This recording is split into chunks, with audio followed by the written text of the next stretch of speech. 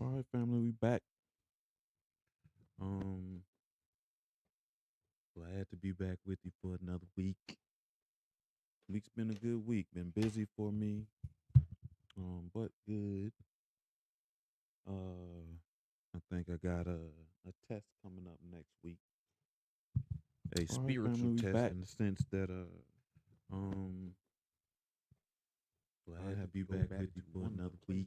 Where I experienced some Week's been a good week. Been things. busy for me, Work, but so I good. look forward to it because I'm definitely in I think I got a very different place than I was when a All right, spiritual family, we test back. in the sense that um left that place. I'll have you back with you for another week. extremely different. Week's been a good week. Been Things busy space for than me. I was, so But excited. excited. Because I'm definitely Pretty much almost done. I think with, I got a very different place than I was when before I let go. a spiritual family, we test back. in the sense that to do the breathing exercises that place. place. I'll have you back with you for another week. Extremely different. Week's been a good week. Been Things busy space for than me. I was. We so gonna finish before I let go tonight.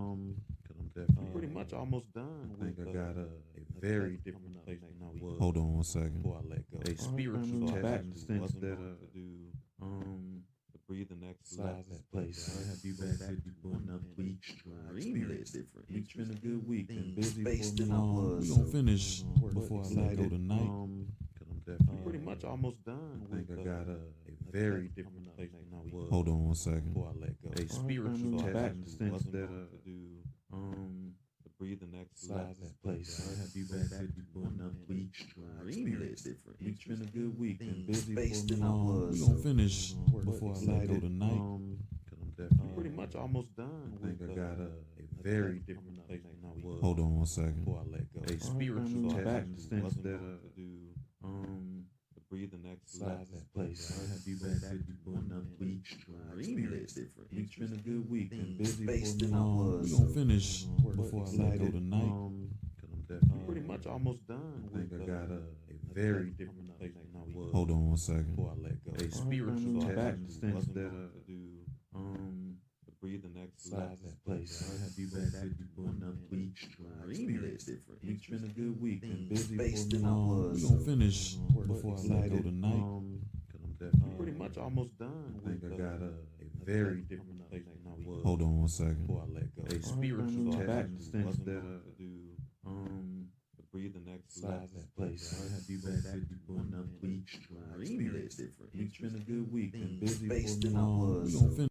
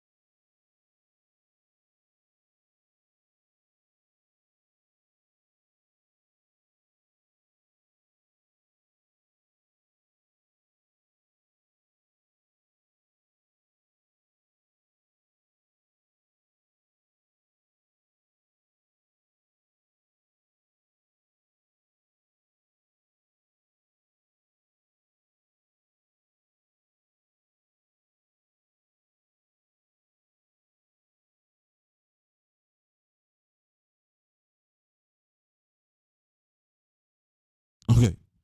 IG might be frozen because IG be on that bullshit, but we should be good now.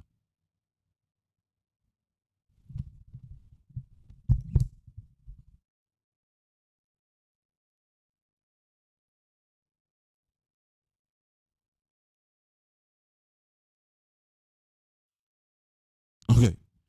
IG might be frozen because IG be on that bullshit, but we should.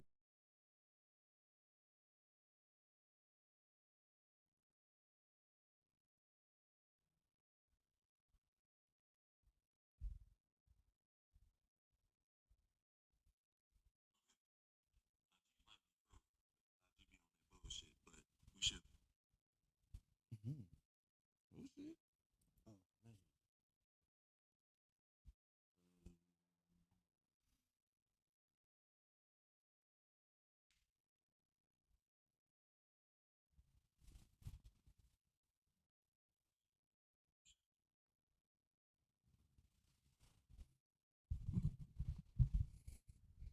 All right.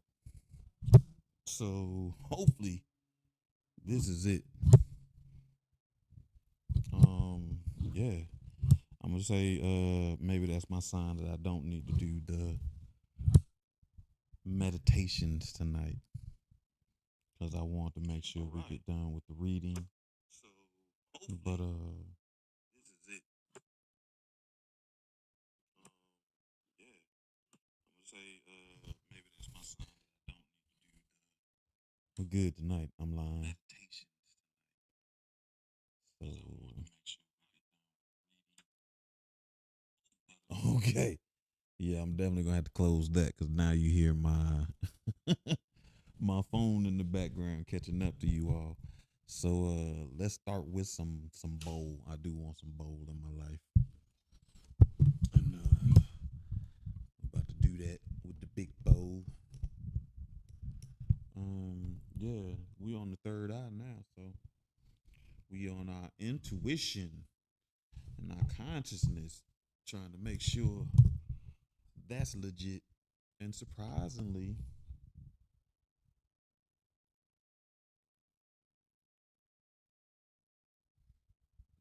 um, I think my big drum actually might be set to the key of um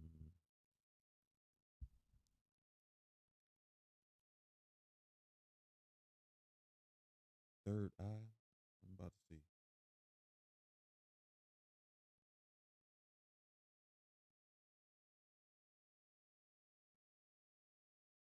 Nope, it's not because it's set on C, and I thought so. But I don't have an A note thing, so we gonna use this one. You know this one loud, so I don't have to get that close. What is going on?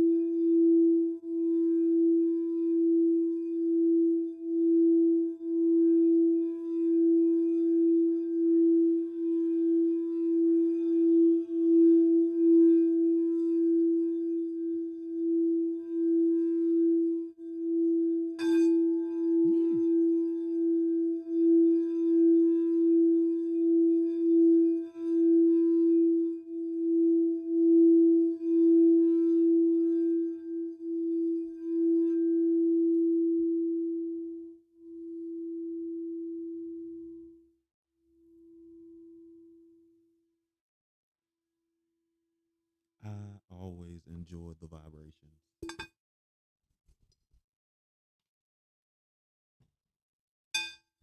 Someone was curious what I was drinking last Tuesday. On Tuesday, it's tea.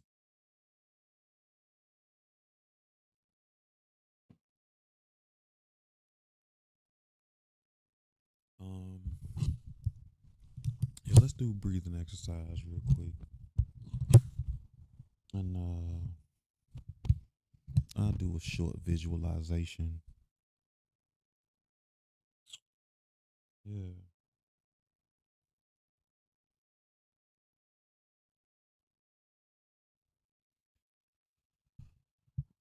So we're gonna do the 369. Again, I want some deep breaths. And then we'll do the visualization as well. A quick one. So we can get started with the book. I'm a little delayed today, but I'll read over for you all so we can keep this party going. You know how I go?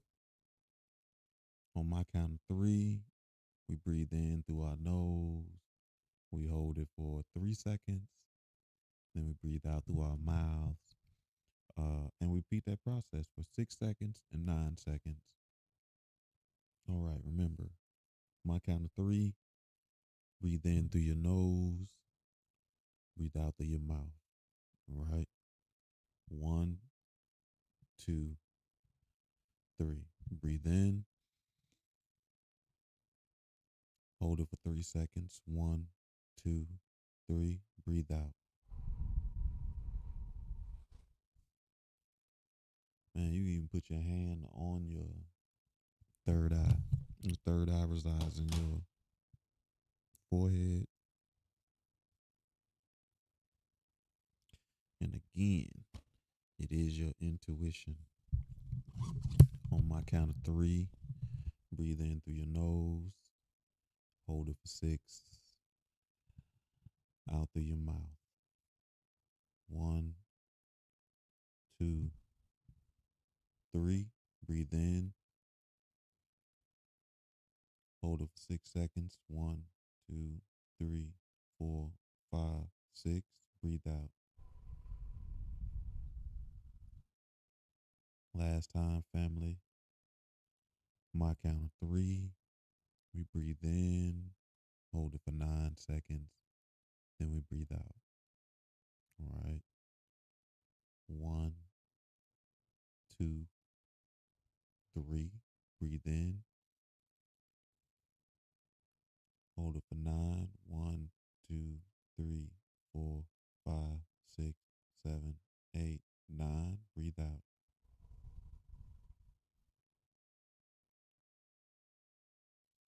Now just take a couple of breaths on your own.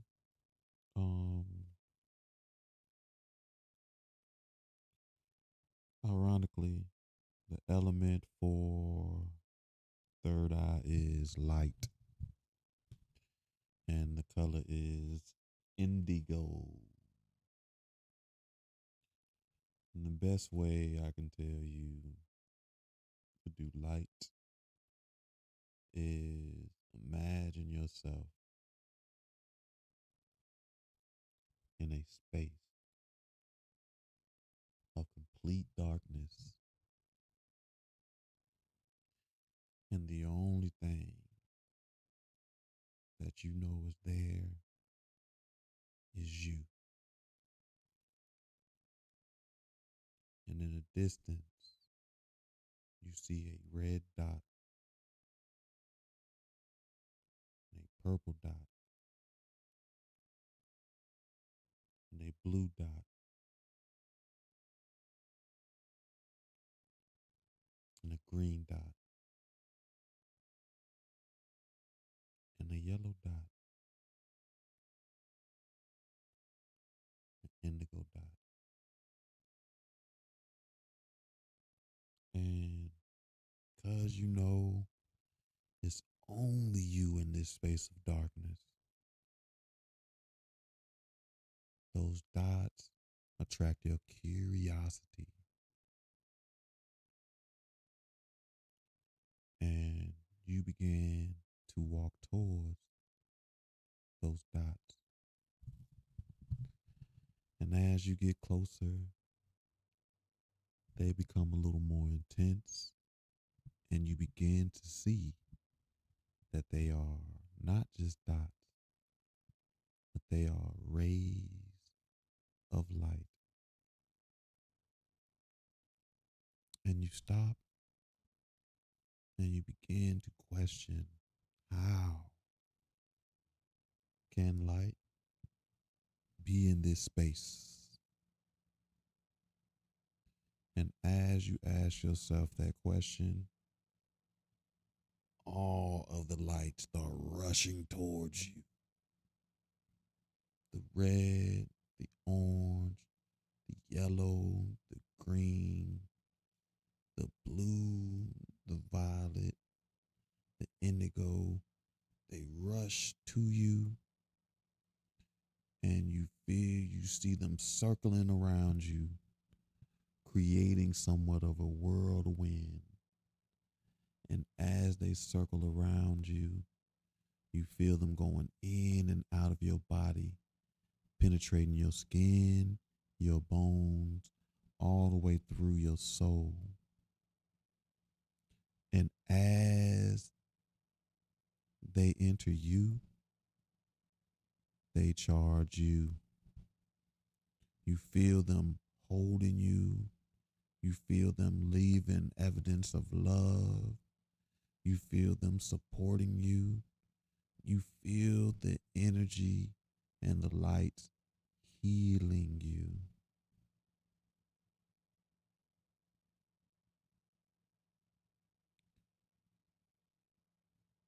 And as you look around, you begin to see those colors of light radiate out of you. And as they radiate out of you, the feelings you feel are more and more intense. And you begin to think of yourself all the ways, all of the feelings that these lights penetrating your soul, healing you, and brightening your light. How that makes you feel.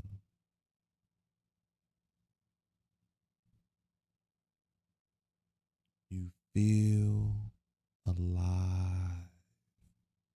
You feel freedom. You feel life and love.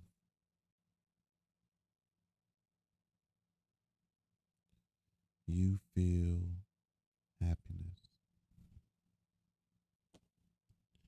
And as you enjoy the lights healing you and loving you, and as you think about all the feelings that the experience brings out of you, I want you to repeat these affirmations with me. I trust my intuition.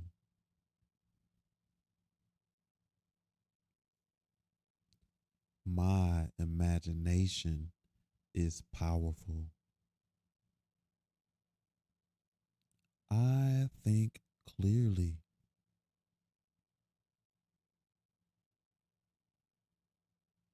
My third eye sees all. Trust yourself. Trust your intuition. Don't claim unknowingness. Don't claim brain fog.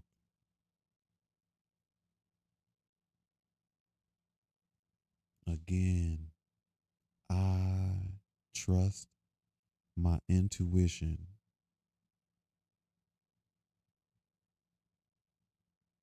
My imagination is powerful.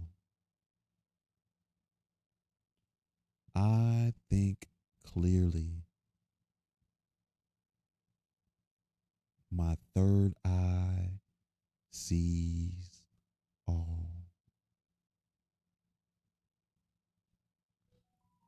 Those are a few affirmations that you can say for yourself to help with your third eye, help reconnect with your intuition and allow you to begin to trust yourself again. So we are turning over new leaves. Oh, stop, man. Stand up.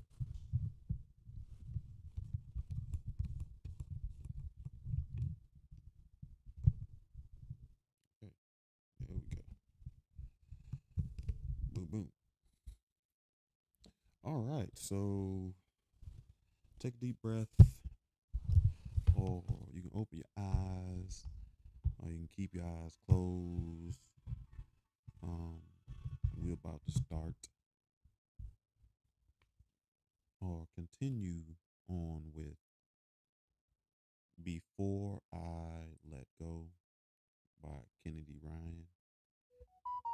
We are on chapter 43. Give me a little drink.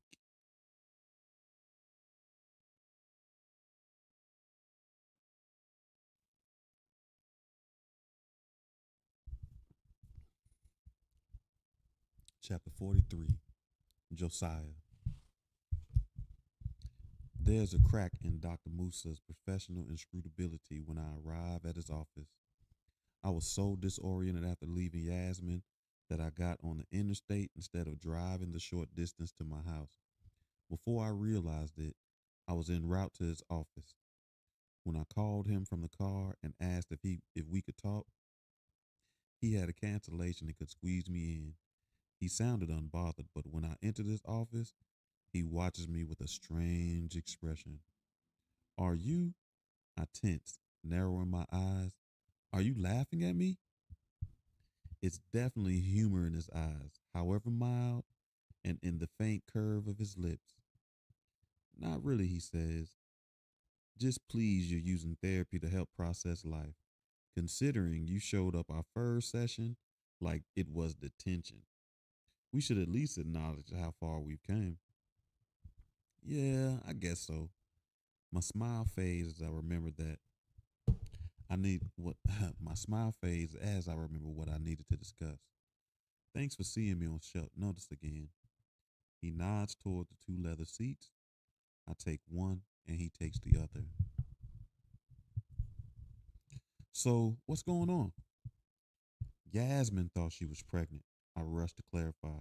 She's not, but it made her realize she wants more than the current arrangement we have offers.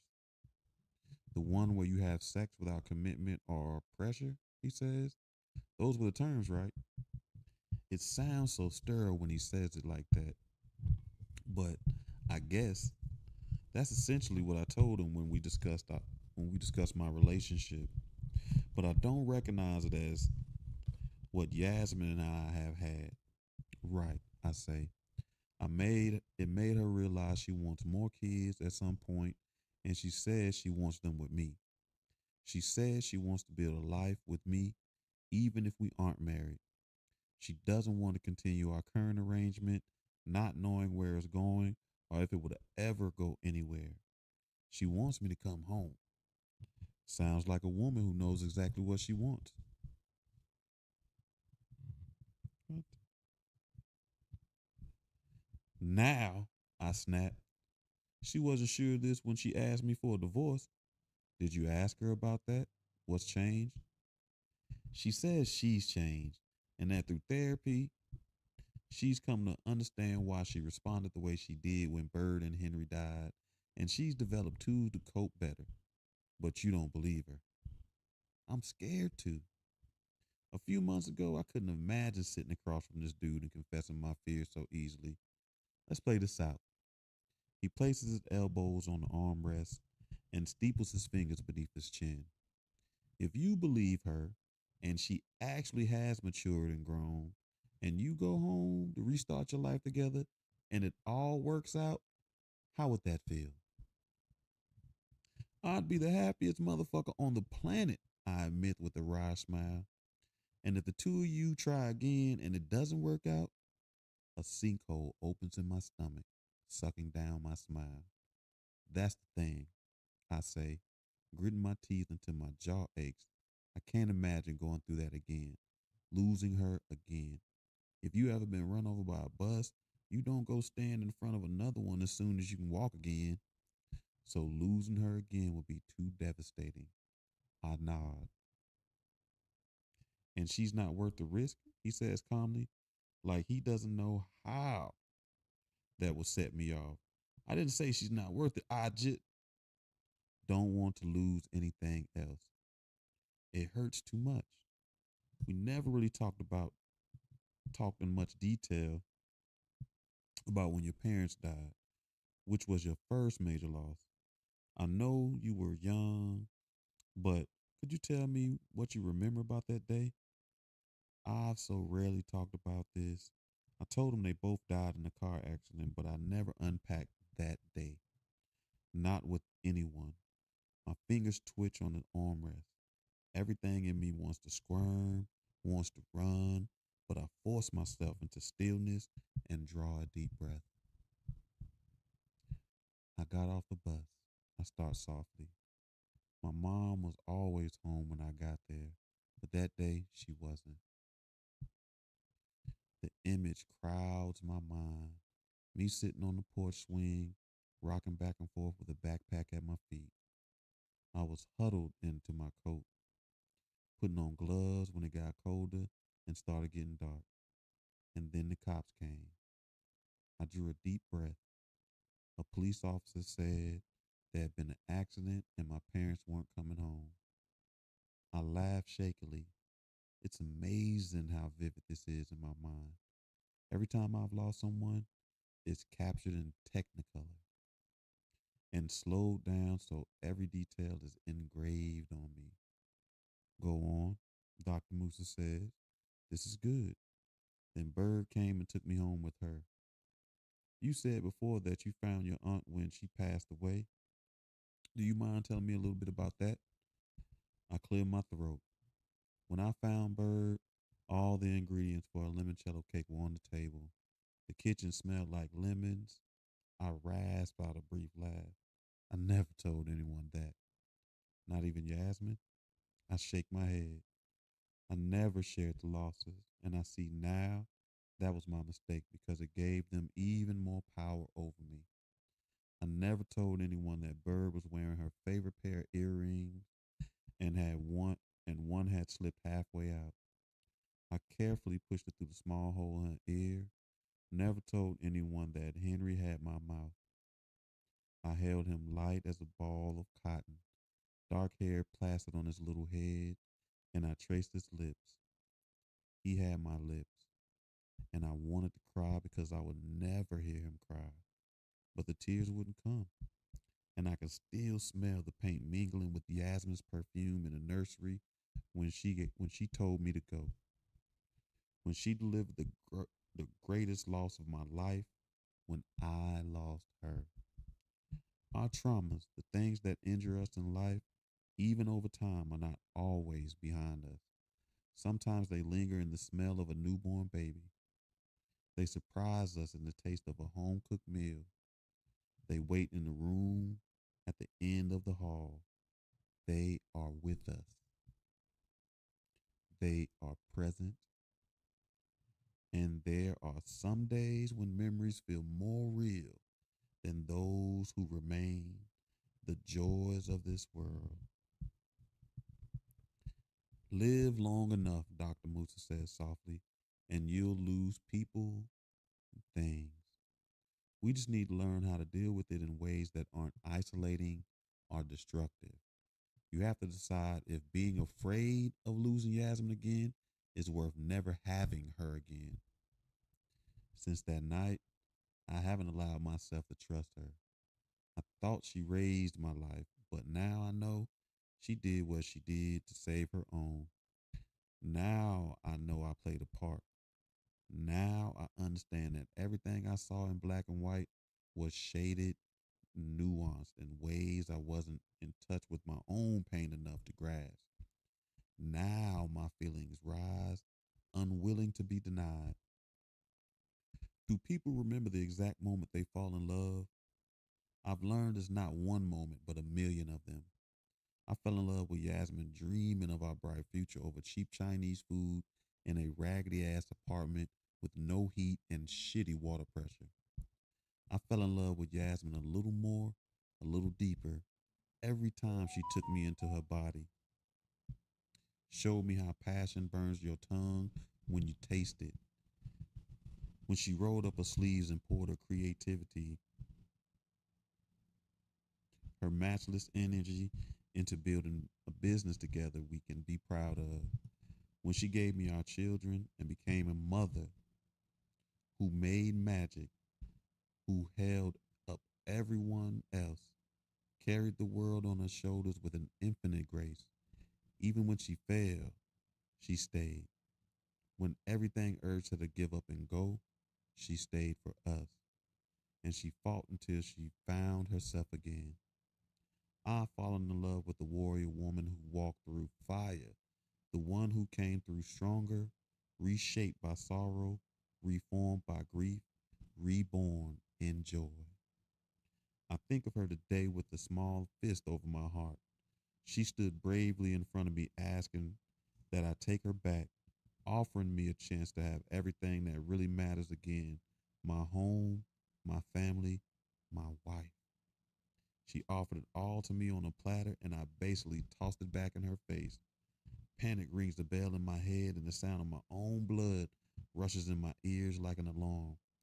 The walls I've built to contain my feelings are falling. It's not a wrecking ball that starts the demolition. What? It's not a wrecking ball that starts the demolition.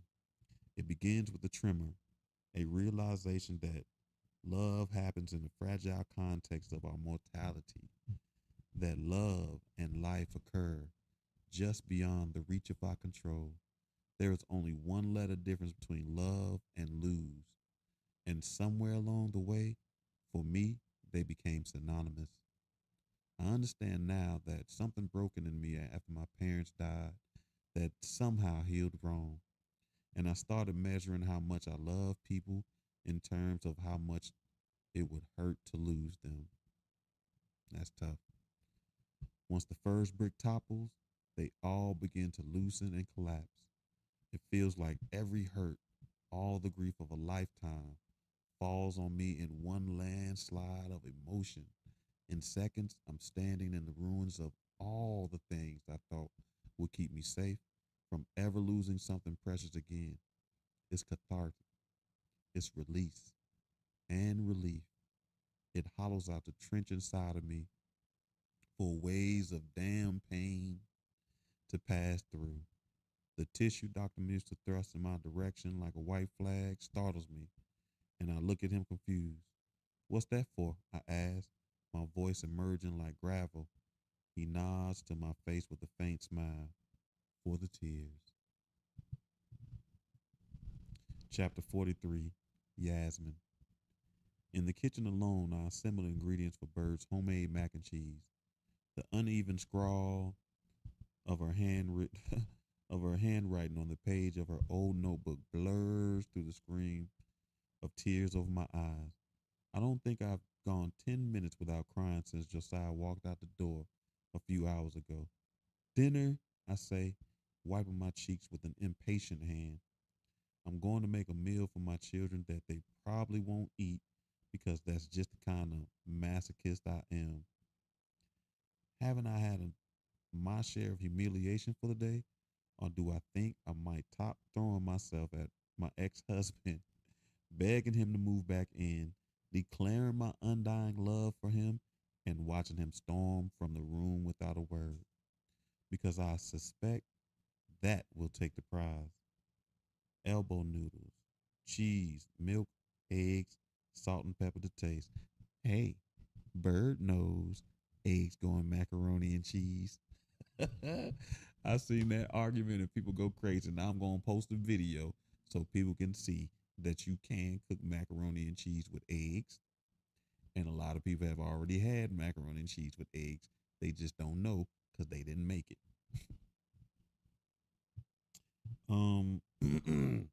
I mutter the ingredients under my breath over and over like an incantation. I wish I could summon Bird here, or at least call on her wisdom because I've messed things up so badly, I don't know what to do. If the ingredients are the prayer, the steam rising from the boiling pots of noodles is just incense, and this kitchen a temple where I would sacrifice just about anything to have her here with me right now. I miss you so much, Bird.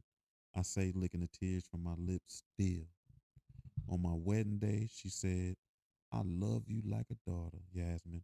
But if you hurt my boy, I'm gonna whoop your ass. I laughed through my tears, leaning my elbows on the kitchen island and dropping my head into my hands. Sorry I let you down. I whispered, I'd take that ass whooping just to have you back for a little while. I promise I'm trying to fix it, but it might be too late. You know how he is, though, as stubborn as I am. I closed the recipe book. At this rate, we won't eat before 10 o'clock. Delivery then. I grab my phone, pull up a delivery app, hoping to find something we haven't eaten recently. I'm ordering Mexican when the keys turn in the lock of the back door and it opens. My jaw almost unhinges when Josiah fills the doorway. We stare at each other in elastic seconds that stretch into an endless silence. I'm mummified, wrapped in a dozen reactions at once that paralyze me. I can't move or speak. Hey, he finally says, sorry I left like that. I blink at him and nod because it's okay. He's here and it's okay. Just wondering, he says, dragging the suitcase behind him into the kitchen. If your offer still stands. Yeah, I croak out. You mean my offer to that if you want to, you could come home, he says, saving me from babbling another 12 seconds. I just grab the one suitcase, figure I can get the rest later. And I know I have at least one pair of shoes here. Oh my God, I cover my mouth, but hysterical laughter spills through my fingers. I cannot believe I told you that. I'm glad you did. You put all your cards on the table and held nothing back. I needed that from you. But I'm just sorry that in that moment, I couldn't do the same. I had a lot to process. It's surreal that he's here saying he come home. As the reality of him being here sinks in, my stomach somersaults and my heart beats so loud and hard, the blood rushes to my head. My knees literally go weak, and I collapse into the stool at the counter. My shoulders slump with what feels like years of relief. He crosses the room in a few steps, coming to stand between my legs, gripping me by the waist. He frowns and frames my face with his hands, thumb skimming my damp, thumb skimming my damp cheeks. Your eyes are puffy, he says, leaning down to drop a kiss on each eyelid. I'm sorry I made you cry. I look up to study his face with red eyes and the slight puffiness around his eyes. I palm his face, feeling fresh tears spring up. You've been crying too? I ask, courtesy of Dr. Musa. He glances away into the floor for a moment. He sends his regards, by the way, and looks forward to meeting you. You went to see him? I needed to think things through, and he helps me do that. I'm glad. I whisper, so proud of him and how far he's come, how far we both have, and how far we still have to go together.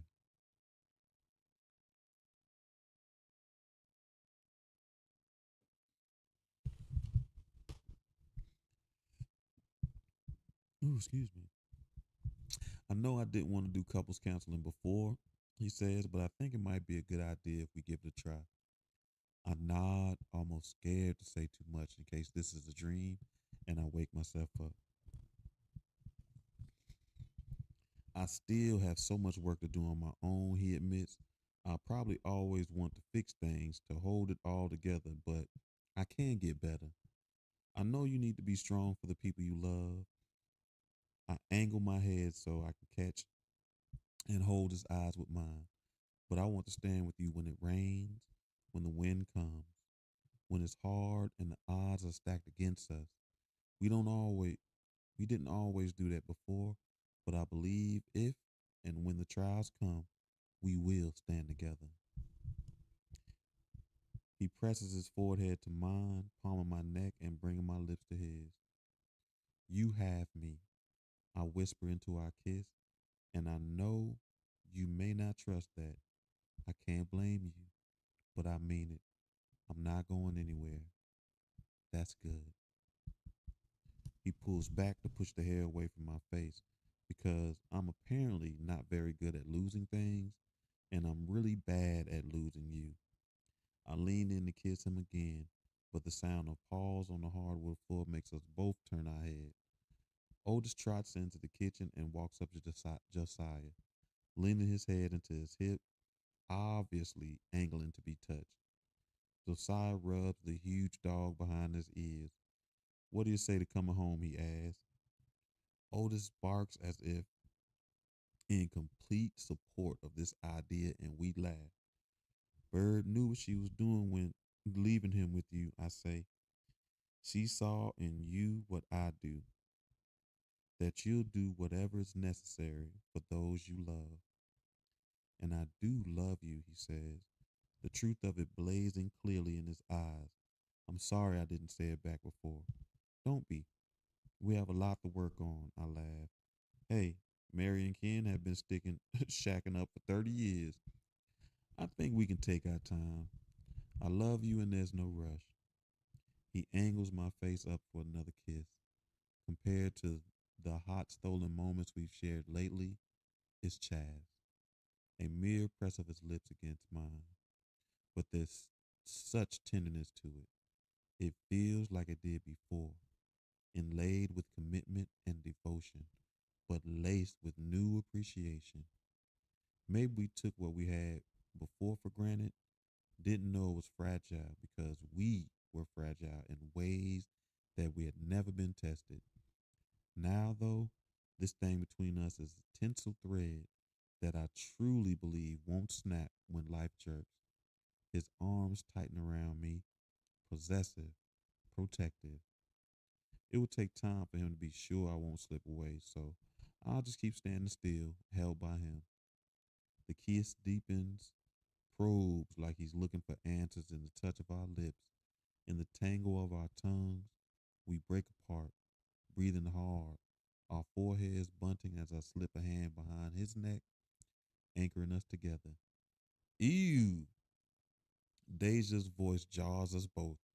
I can't help but laugh at the disgusted look on her face as she enters the kitchen. We eat here, she says, pointing to where I sit, and he's pressed against me. Not anymore. That count is officially suspect.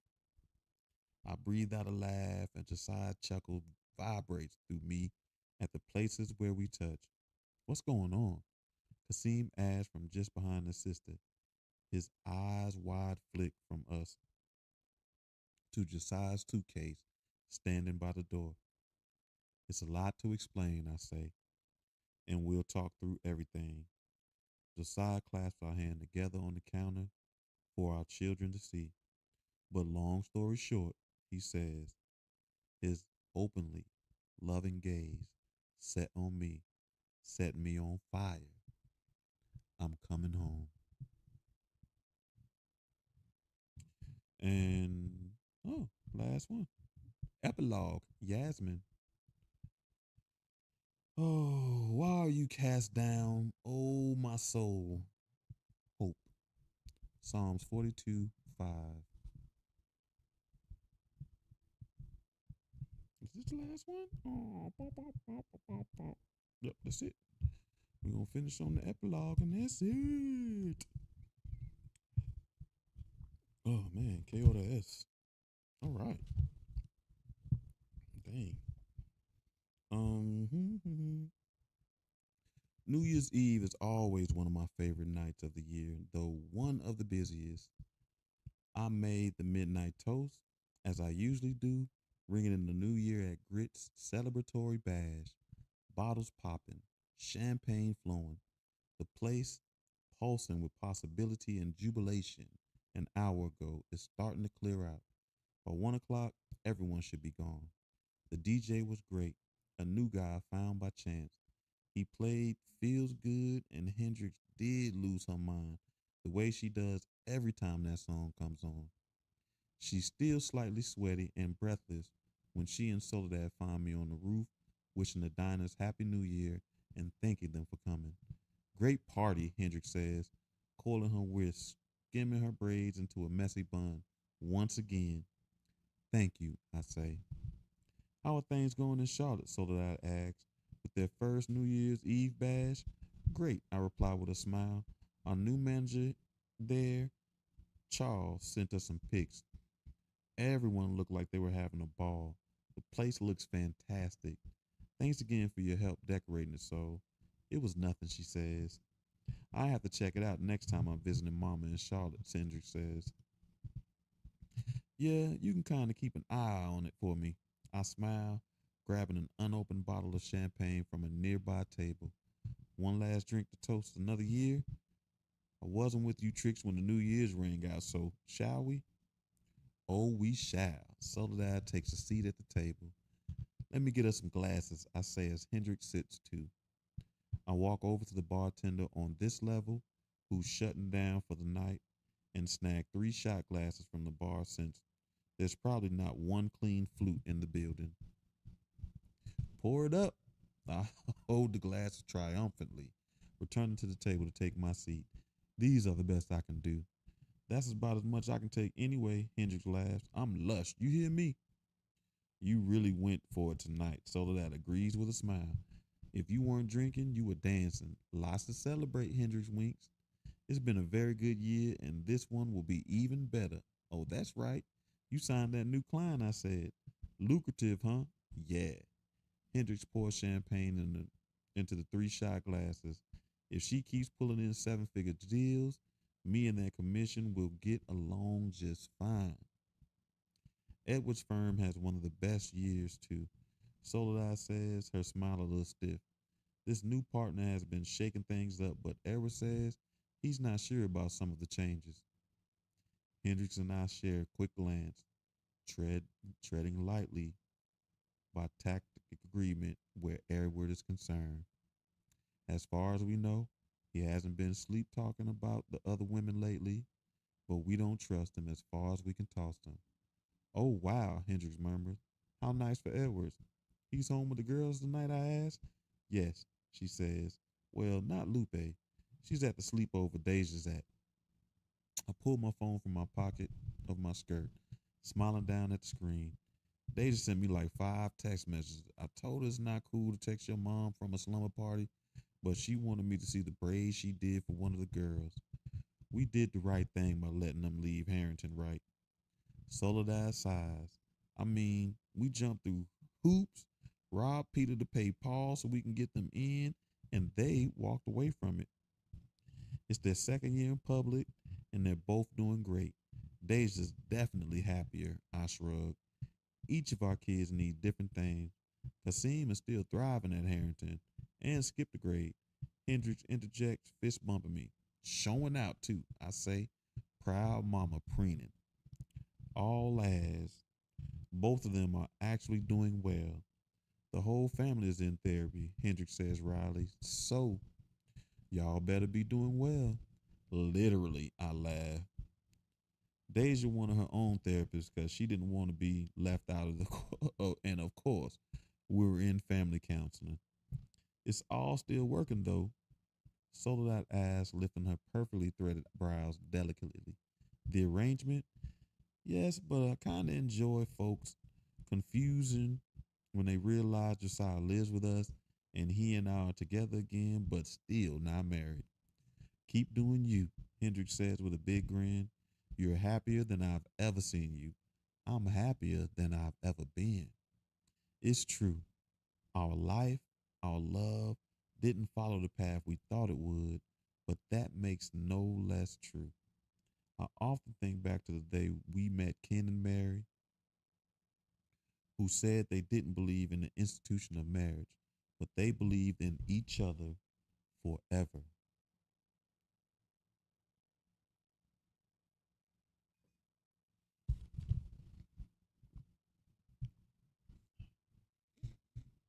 The only thing holding us together is our love. I still believe in marriage, and Josiah does too. Our love is the only promise binding us. But whenever Josiah is ready to seal it again with vows, so am I. For now, we've taken time to grow, to heal, and as Ken and Mary said, to make a life together on our own terms. I pick up my shot glass of champagne. Are we gonna do this or what? We doing it, Hendrik says, with a smile as bright as the sequins on her dress. Soledad picks hers up. Who's got the toast? I've already done one tonight, I say. You got it, Hen. Ever ready? She raises her glasses. Here's to sex that cracks our backs. Oh, Lord, Soledad murmurs, lips twitching. Adventures that snatch our edges, Hendricks continues, her smile mitten into a rare, sweet curve. And friends that stick like you. You mean stick like glue? I asked, chuckling. I said what I said, Hendricks booms. To friends that stick like you. We chorus, clinking glasses and knocking back our champagne. Well, I say, slamming my shot glass to the table, Casima's at Jamal's. So Josiah and I have a rare night with no kids. Later for you. I'm gonna find my man and get out of here while the getting is good.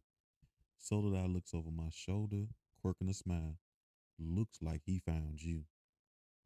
I turn in my seat and my heart skips that beat reserved specifically for this man, a rhythm that only he has ever inspired.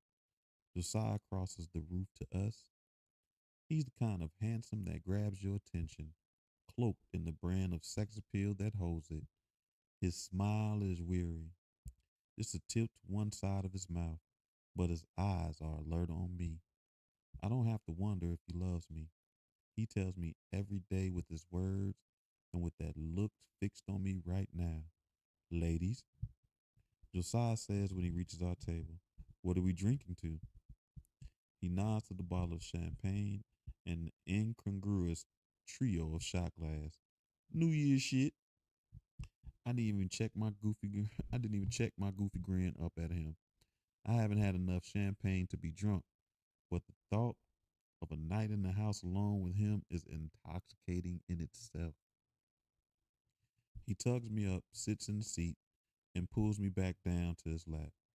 I nuzzle into his neck, lost in the familiar scent of him, the warmth of his body, the effect in his hand, stroking my thigh, sending tingles even through a thin layer of silk.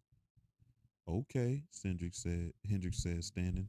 I think that's our cue to leave, so they might start screwing on the table right here in front of us. That's probably a good idea. I link my fingers with Josiah across my stomach and press my back into his chest. We wouldn't put it past us. The low rumble of Josiah's chuckles vibrate along my spine. I was joking, but my belly somersaults at the unyielding bone and muscle beneath me. The way this man makes me feel, we may not make it home. Wouldn't be the first time we made good use of the cellar. Guess I'll live vicariously through you, Soledad says, a touch of bitterness in a smile. I know it's not directed toward us, but to her husband. Grasping her hand for a squeeze, I offer a sympathetic smile, which is wild.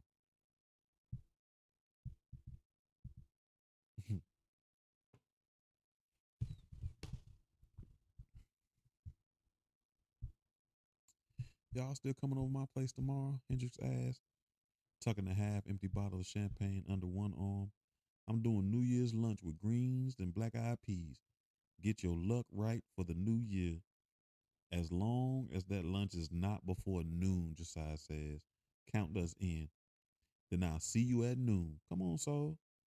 Night, love birds, Soul says, her smile warm this time. Love you guys. I'll give I give a little finger flurry wave and watch the two best friends I've ever had take the stairs down. I'm so blessed they're in my life. The absolute truth of that has me blinking back unexpected tears again. I'm emotional tonight. I wonder if I might be pregnant if it weren't for Josiah snipping that possibility away with a vasectomy a few months ago. It gave him peace of mind knowing he wouldn't accidentally end up with a high risk pregnancy, and it solidified a new direction for our family.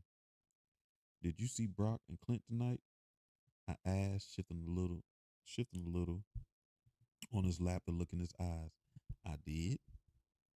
I told them we're starting the adoption classes next week. They're hyped for it. We're adding to our family and it feels like just one more step in the right direction for us. Kasim and Deja are happy and secure. We communicate with them openly about our relationship and our commitment to them and each other. We leased Bird's house out a few months ago to a sweet family, and that felt like cutting one last string to this painful time we spent apart.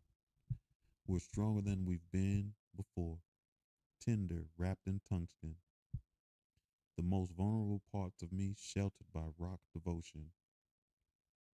I turn my head to look at him, bringing our lips close enough to kiss, so we do. How a man you've kissed a million times still has the power to make you weak in the knees, I don't know, but clinging to him under the cathedral sky with an audience of stars, I know I'll never take it for granted. We've been through too much, and what burns between us shines brighter and hotter for having been tried. He slows the kiss, tightening his hands on my hip, pulling flush to my chest so our hearts pound in tandem. Music drifts from downstairs, and when I place the song, crooned by Al Green, it seizes my soul.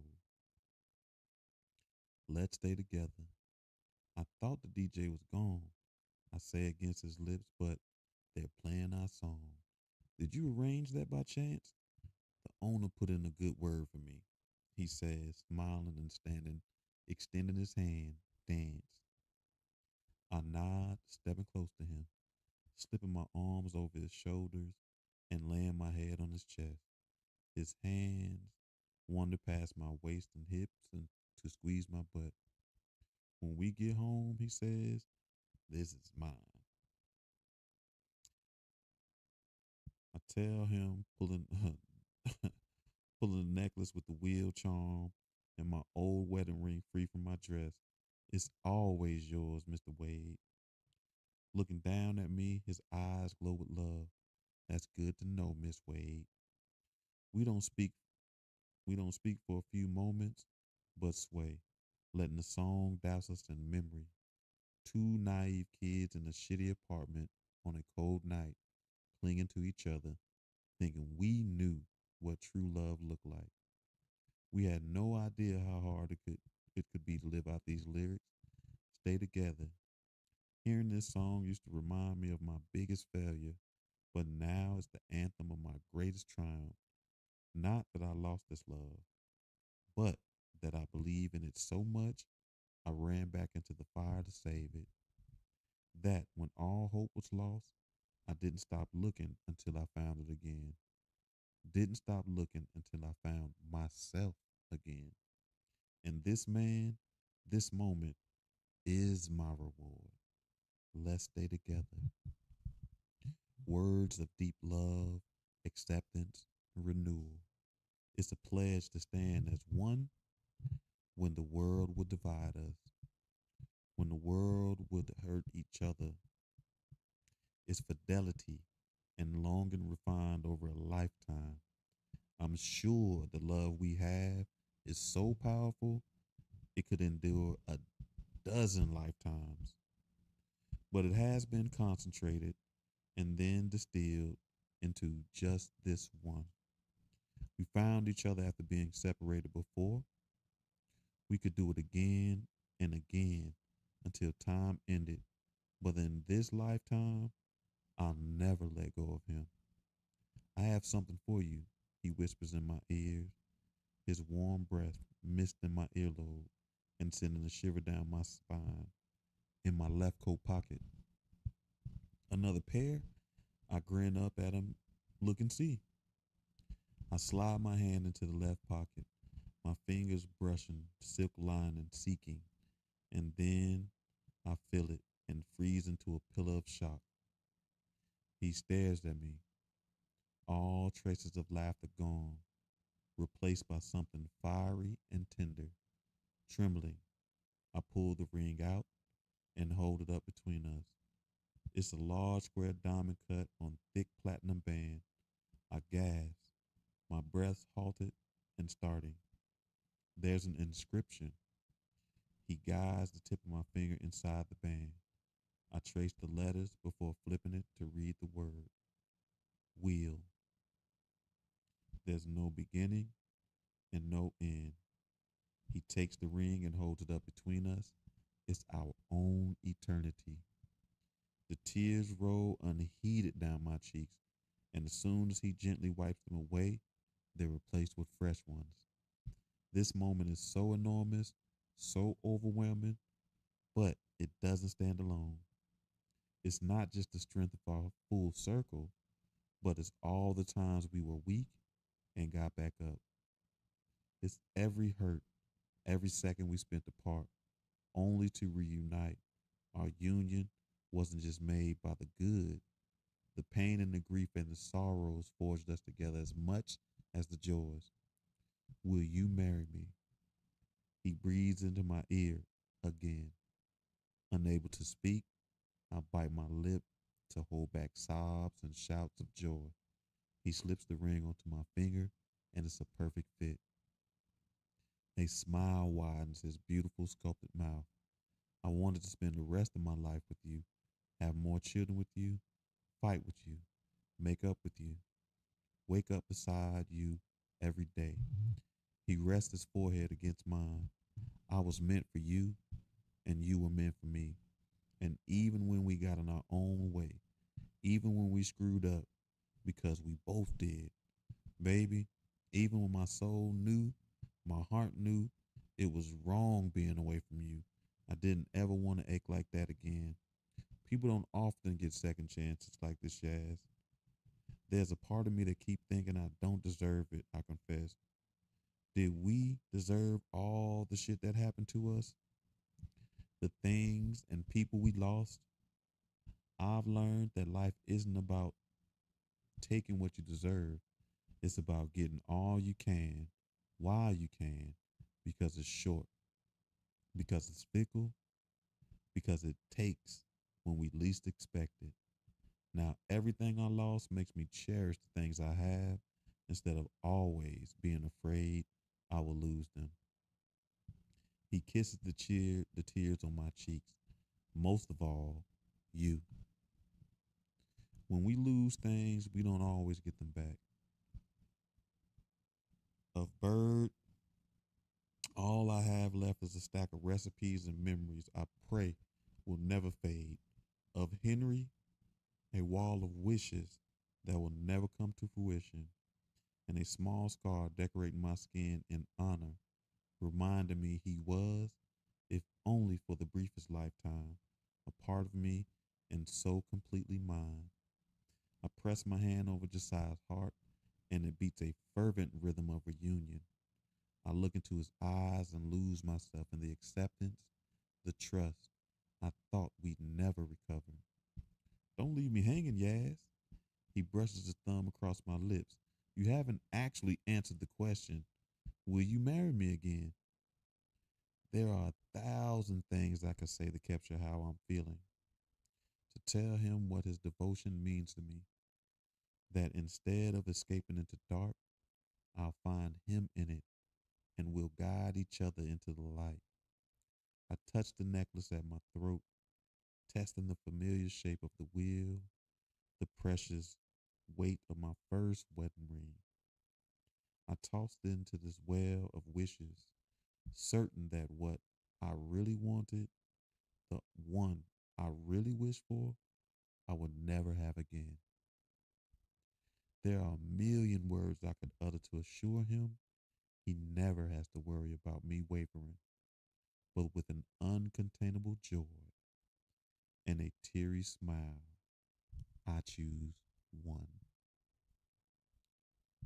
Yes.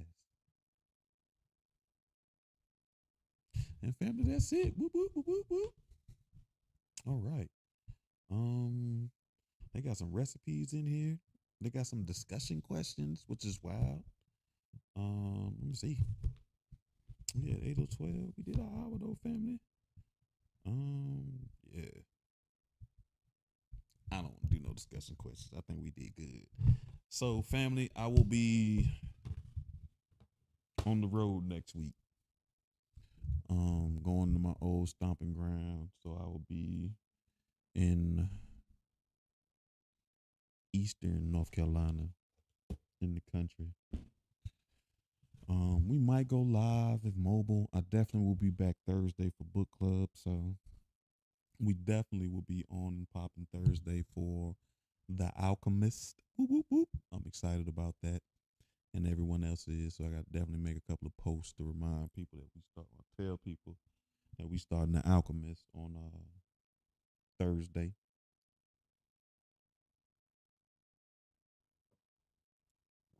But outside of that, family, I appreciate you. And hope you had a good time. And I will see you next week, family. All right, now I gotta go shut this down. So y'all gonna watch me strut off like I'm a model. You know what I mean? And I do my little turn on the catwalk. Yeah.